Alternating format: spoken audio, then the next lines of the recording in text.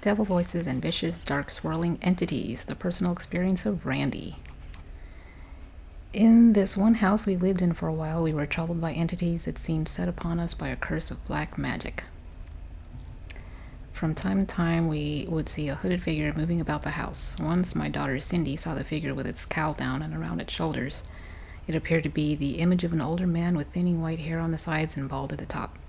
On another occasion, Cindy saw the hooded figure with some kind of cat-like creature that stood about 3 feet tall with pointed ears and a long tail. The hooded figure stopped and looked at her, then moved on and disappeared. One night in her room, Cindy heard a whole bunch of voices whispering, but she couldn't understand them. They were all jumbled together. Another time, when she was in the kitchen, someone said her name right in her ear, although no one was in the room with her. Recently, she heard a voice that she described as a demon voice, throaty, hoarse, and very mean. It said to her, "Cindy, show yourself to me."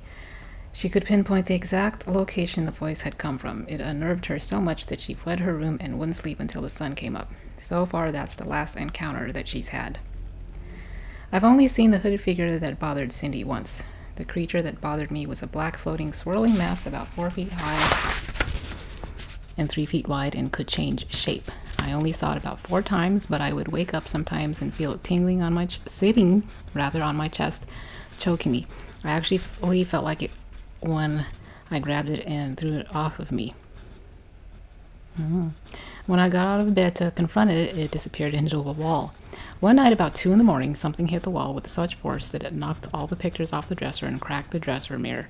It looked like there had been an earthquake in that one particular spot. Even the pictures hanging on the wall were knocked on the floor. Sometimes I would feel the thing behind me, watching me.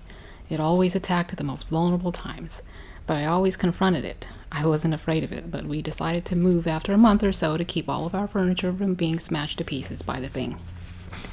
And then here's another story. It is called "An Entity Saved His Baby Sister but Torments Friends." The personal experience of Will. My father's side of the family have a good-sized farm in North Carolina with a large house. Around 1986, when my sister was learning to walk, she managed to crawl up a long set of steps that lead to the 3rd story of the house when no one was looking. When my mom and grandma couldn't find my sister, they rushed about the house looking for her and found her just as she was going to attempt to walk down the stairs. As mom and grandma stood unable to help at the bottom of the steps, my sister began tilting as if she was going to fall. However, something grabbed the collar of her shirt and she was pulled backwards to safety. No apparition was seen, but the collar of her shirt clearly was pulled back by something invisible. We often hear strange noises in the home, and we have occasionally seen eerie shadows. However, the most disturbing events occurred around 1994 when my friend Matt went to the farm with us to celebrate my 12th birthday. Matt was 13 or 14, and because of the spooky stories that we had told him, he was visibly scared once he saw the old farmhouse. We drew pictures of airplanes in the living room the first night he stayed there, and before we went to bed upstairs, we placed them in a neat pile. We also turned off the light in the living room. After we'd been in our upstairs bedroom for a while, Matt said he needed to use the bathroom. I walked downstairs with him to make sure nothing got him. We walked into the living room, and to our shock, we found our drawings strewn about and the light on. Matt was even more shaken and insisted that he wanted to sleep in the same bed with me in case something should attack him. The next morning, he said that he had heard something come up the steps in the middle of the night. He heard it go through the room in which my older sister was sleeping, then enter the center room of the 3rd story where my parents were sleeping, and then enter our room. Matt said that the ghost walked up to the foot of the bed, then pressed down hard on him, making it impossible for him to yell. He said that although he managed to nudge him, I sleepily responded by mumbling, thinking that my younger sister was bothering me. Matt was relieved that nothing further happened to him the rest of the trip or on following visits to the farm.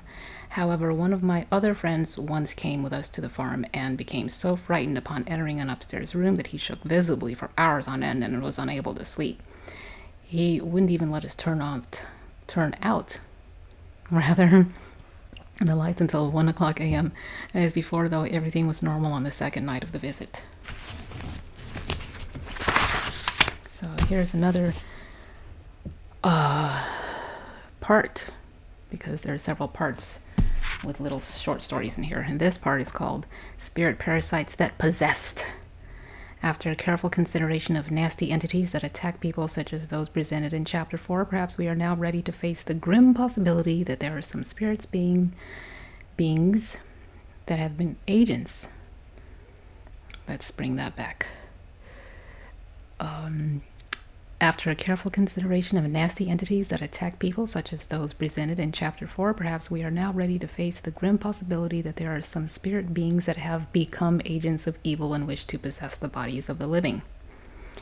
Many men and women who were granted the blessing of seeing the ghostly image of their loved ones pass to the other side, or who received messages of comfort from recently deceased individuals, have often told us that those souls were met by angelic beings or more advanced spirits who assisted them in evolving to higher planes of awareness.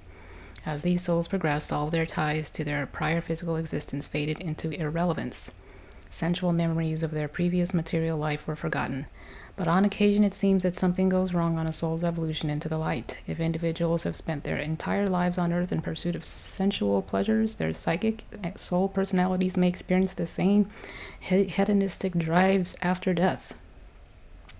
They may undergo traumatic shocks when they slowly realize that they no longer have physical bodies and may attempt to return to all of their old pleasurable places. If there were additional negative factors in an individual's life, such as a bitter dispute left unsettled, an old score left unpaid, or an argument left unresolved, then these restless spirits might hunger to return to the physical world in order to obtain revenge.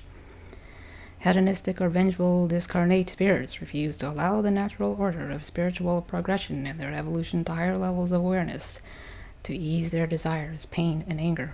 They wish only to return to the world of the living. These disembodied entities will seek out vulnerable humans to whom they can attach themselves. Humans are most susceptible to invasion by spirit entities at the following times: when they are fatigued and exhausted, when they have undergone a period of severe emotional stress, turmoil, or anger, and when they are under the influence of drugs, alcohol, or any other mind-altering substances. Young people with their unfettered imaginations and undisciplined lives are also very susceptible to possession, especially if they are excited, even titillated, by the lure of exploring the unknown through devices such as the Ouija board. Venturing into the dark areas of the occult or attempting communication with spirits become especially dangerous when attempted by those who have not taken the time to study the arcane. Explorations into the world of shadows require discipline and experience with the precautions that must be exercised before venturing into realms that can be very dangerous.